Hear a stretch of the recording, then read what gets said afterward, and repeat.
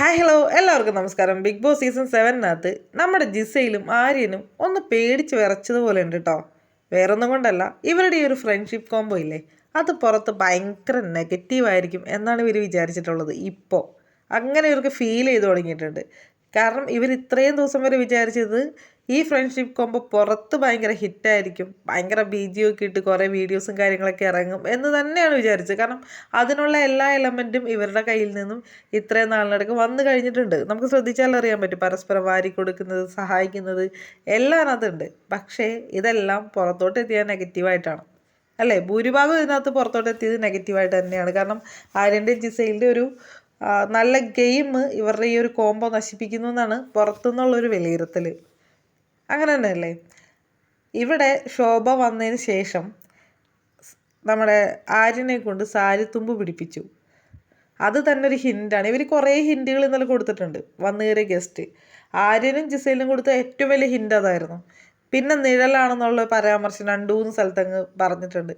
അതുകൊണ്ട് തന്നെ രണ്ടുപേരും ഇംഗ്ലീഷിലും ഹിന്ദിയിലൊക്കെ ഇട്ട് നല്ല രീതിയിൽ തന്നെ സംസാരിക്കുക കേട്ടോ. മലയാളത്തിലല്ല സംസാരിക്കണം, കാരണം അവരുടെ കംഫർട്ട് ഭാഷ മറ്റ് ലാംഗ്വേജ് ആയതുകൊണ്ട് അതിലാണ് സംസാരിക്കുന്നത്. അതിൽ തന്നെ അവർ നമുക്ക് മനസ്സിലാവും നന്നായിട്ട് പേടിച്ചിട്ടുണ്ട്. ആര്യൻ്റെ സ്റ്റാൻഡിൽ ഇങ്ങനെ ഉറച്ച് നിൽക്കാനൊക്കെ ശ്രമിക്കുന്നുണ്ട്.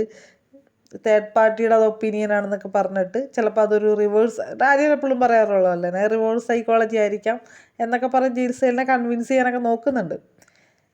എന്താണെങ്കിലും ഈ ഒരു കോംബോ കൊണ്ടിട്ട് ഇവർക്ക് ഗുണമുണ്ടോ എന്ന് ചോദിച്ചാൽ എൻ്റെ അഭിപ്രായത്തിൽ ഇവർക്ക് രണ്ടുപേർക്കും ഒരു ഗുണമില്ലാതായിപ്പോൾ ഈ ഒരു കോംബോ കാരണമാണ്. കാരണം ഒരു ഗെയിമും ഇവർ ഡിപ്പെൻഡഡ് അല്ലാണ്ട് കളിക്കുക, ഡിപ്പെൻഡഡ് ആണ് ഇവർ, പരസ്പരം ഭയങ്കര ഡിപ്പെൻഡഡ് ആയിപ്പോയി. ഇപ്പോൾ ഒരു തെറ്റ് ചെയ്യുമ്പോൾ ഒരു സുഹൃത്താണ് എന്നെങ്കിൽ നമ്മൾ ആ തെറ്റ് ചൂണ്ടിക്കാട്ടുകയും അതിനെതിരെ നിൽക്കുകയൊക്കെ ചെയ്യണം. കാരണം ഇത് ബിഗ് ബോസ് ഹൗസാണ്, ഇവിടെ ഫ്രണ്ട്ഷിപ്പിന് എല്ലാ വാല്യൂ ഉണ്ടാവേണ്ടത്.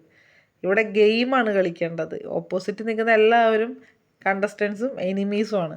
അതിനിടയില്ലാത്ത റിലേഷൻഷിപ്സ് വരാം, പക്ഷെ അതിനൊരു അതിർവരമ്പ് വേണം. ഇല്ല എന്നുണ്ടെങ്കിൽ ഇതുപോലെ ഗെയിമുകൾ ഇല്ലാണ്ടായി പോകും. കാരണം ജിസയിൽ ചെയ്ത ഒരുപാട് തെറ്റുകൾ ആര്യൻ ഒരുപാട് തെറ്റുകളല്ല, എല്ലാ തെറ്റുകൾക്കും ആര്യൻ കൂട്ട് നിൽക്കുകയാണ് ചെയ്തിട്ടുള്ളത്.